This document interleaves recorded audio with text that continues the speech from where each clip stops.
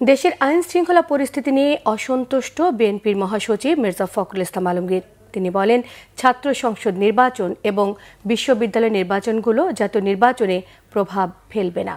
ঠাকুরগাঁও শহরের কালীবাড়িতে নিজ বাসভবনে শুক্রবার সকালে সাংবাদিকদের সঙ্গে এসব কথা বলেন তিনি।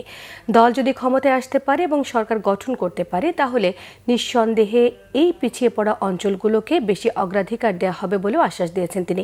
রাজনৈতিক ব্যক্তিদের হত্যার তীব্র নিন্দা জানানো সহ এ বিষয়ে তেমন কোনো ব্যবস্থা নেওয়া হয়নি বলে অভিযোগ করেছেন বিএনপির মহাসচিব মির্জা ফখরুল।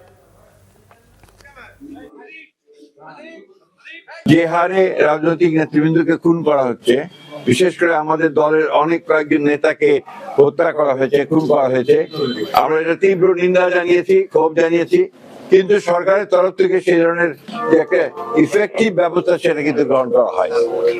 আমরা আশা করব যে সরকার এ ব্যাপারে আরো দায়িত্বশীল ভূমিকা পালন করবেন। বিশ্ববিদ্যালয়ের নির্বাচন, এটা আপনার জাতীয় নির্বাচনে কখনোই কোনোদিনই আপনার কোনো প্রভাব ফেলেনি।